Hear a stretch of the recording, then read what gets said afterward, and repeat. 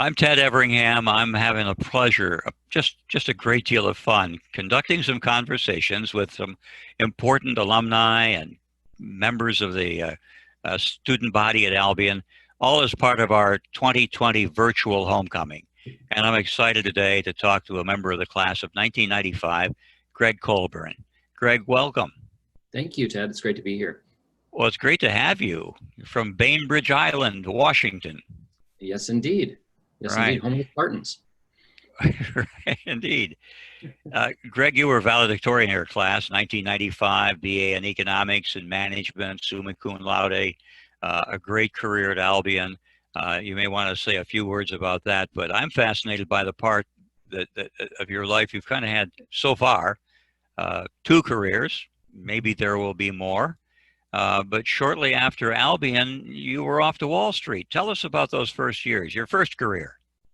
Yeah, my first career, I was fortunate enough to get my first job out of Albion at Goldman Sachs, and I worked in their investment banking division in mergers and acquisitions. And that's where Goldman advises companies when they're either buying or selling themselves, similar to a real estate agent when you're buying or selling a house. And so it was great exposure. I learned a lot. I worked far harder than I ever had and really wanted to, but it was a great training ground. And used that experience and moved to the buy side, where I became a deal person in the private equity industry, where I was making investments in companies or acquiring companies. And that was a rewarding career. I learned a lot, met a lot of really interesting people. But I had this nagging interest for a long time to become an academic. And I nearly did it in 1998 after 3 years at Goldman, but inertia is a powerful force. I liked what I was doing and it paid me pretty well. And everyone said you'd be crazy to leave. And so I didn't. And then I turned 40, and after a lot of conversations with my wife, and decided to leave that field and enrolled at the University of Minnesota to get my Ph.D. in public policy. You were also at the Kellogg School at Northwestern. I was, yeah. During my first career, I got my MBA at Northwestern. Yeah. Now, as an M&A lawyer, and I've spent a lot of time talking with investment bankers at Goldman and elsewhere, so it's fascinating to hear it from your side. What firm were you with, Ted? I was with the Dykema firm in Detroit. Yeah.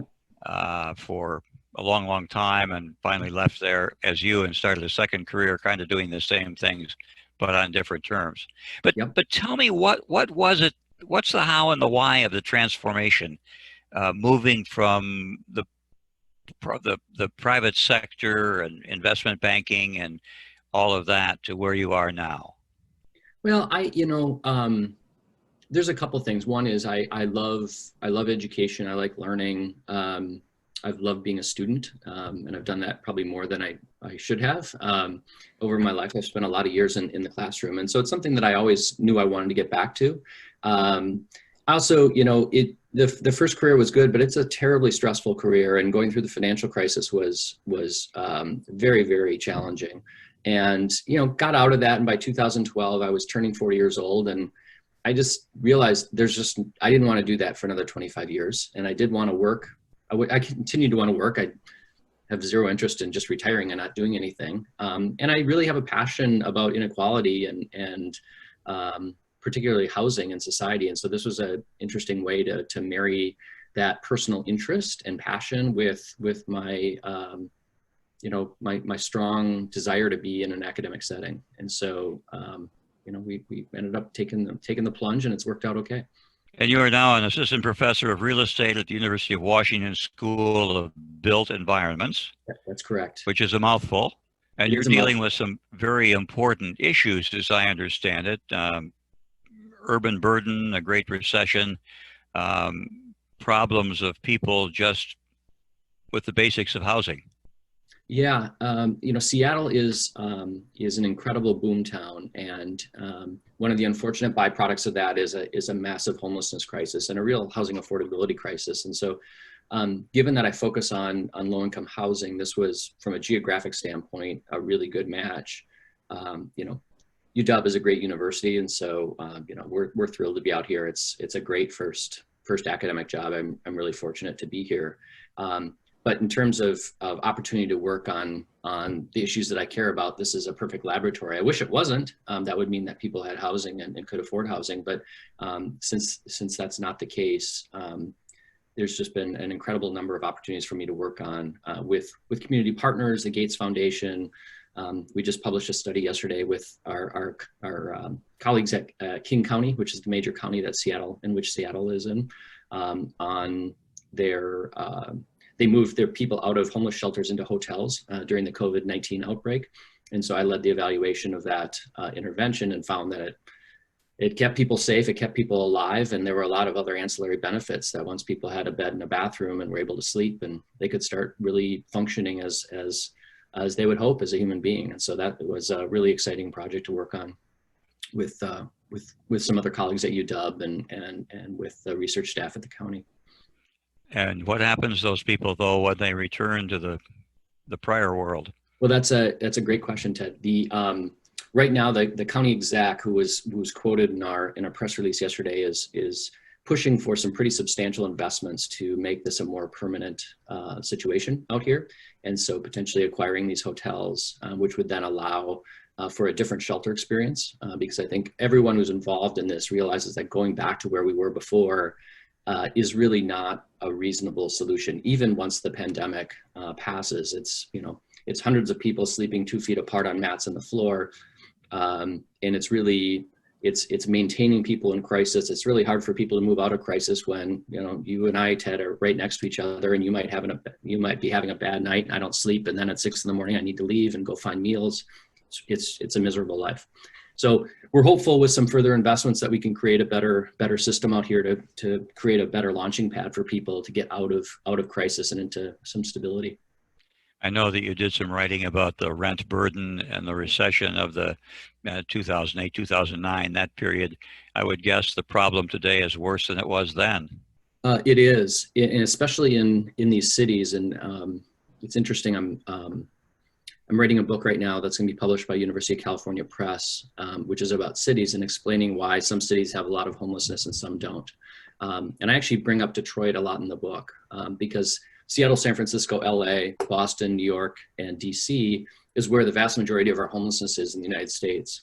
And it's because they're places of affluence. And Detroit, where poverty is far higher than any of those cities, has much lower rates on a per capita basis of homelessness. And so the point of the book is housing costs are a major driver of the homelessness crisis.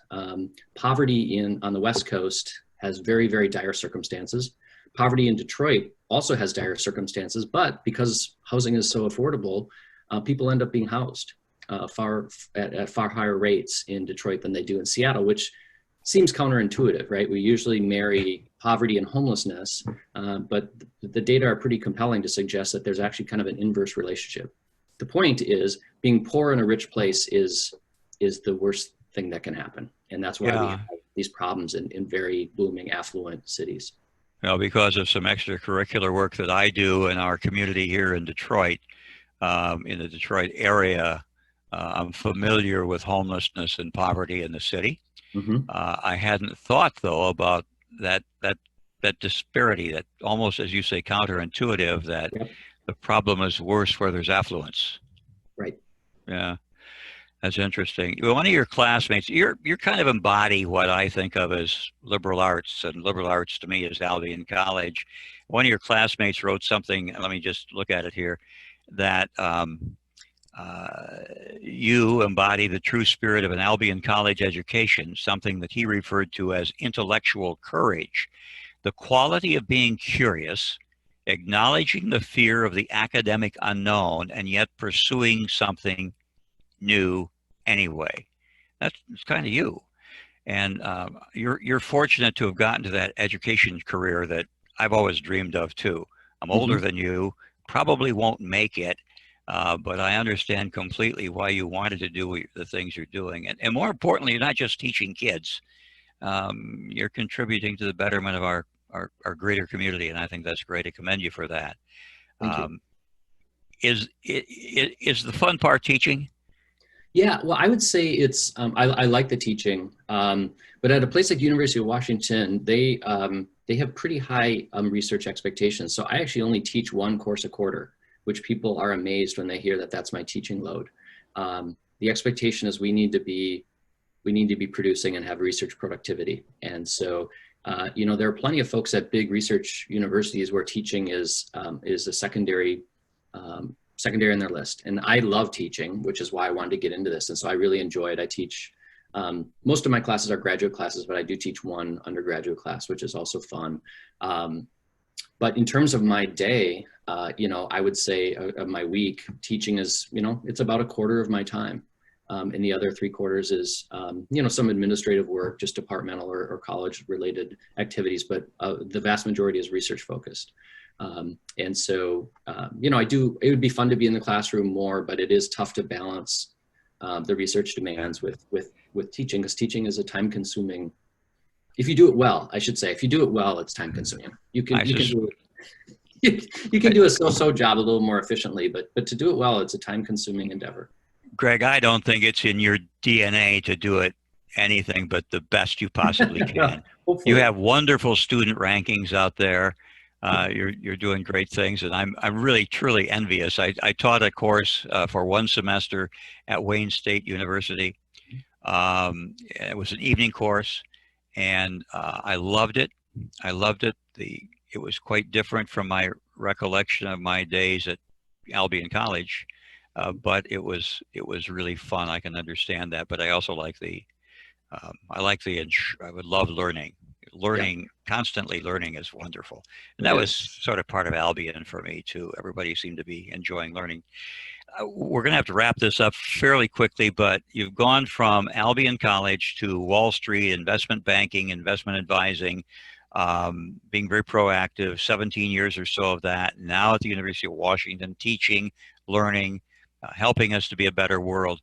That to me is liberal arts, and that's Albion College. What advice would you have for students today, at the college in selection of career, and those in high school who are trying to figure out what kind of college to go to, what's the best fit? What's your thought about that? Yeah, it's a good question. I did a lot of recruiting, undergraduate recruiting, when I was in my first career. And so, you know, I would sit in front of folks who were 21 years old who would say, I know exactly what I want to do. And I'd say, do you really? And I said, because I'm whatever I was at the time, I'm 35 and I still don't know what I want to do. Do I have a career that I value right now? Absolutely. Do I know that I was born to do that? Not necessarily. I think I could have had fulfilling careers in a variety of different settings, and serendipity and luck and a few things happen. You end up on a path, and then you try to make the best of that path. And so I think, especially with the way the economy has evolved, you know, 35 years at General Motors and a gold watch at retirement, that's just not reality anymore. And so I'm a big believer in creating options for yourself, having a diverse education that allows you to go in a variety of different ways. And also not putting so much pressure on yourself that you need to know what you're planning on doing. You know, when 17-year-olds say, I want to be an MD, I'm going to go to med school. That's great. I'm absolutely excited for you, but you need to be prepared for the fact that you might get into organic chemistry and say, I hate this, or I'm not very good at it. In which case you might want to pivot or may need to pivot. And I think you know, if we get too focused on one path, I think that can just serve, you know, it's counterproductive, I would say. The book that I recommend to people is called Mindset by Carol Dweck. She's a professor at Stanford, and it talks about having a growth mindset, whether you're 16 years old or in my case, 48 years old, of I can learn new things. It's not fixed. My idea when I came out of Albion was I'm good at math and I'm not that great a writer.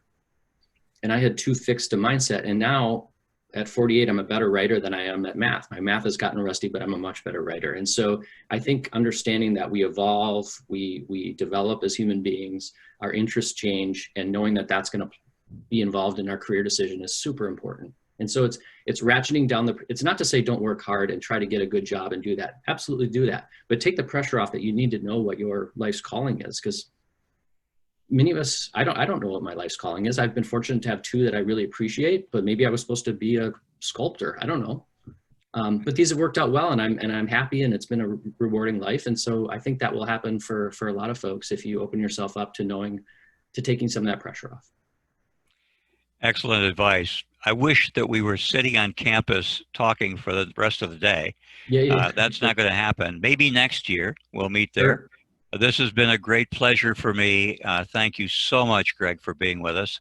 I wish you well. Stay in touch, and perhaps next time we'll meet on campus. That sounds great. Stay safe. Thanks, Ted. Thank you.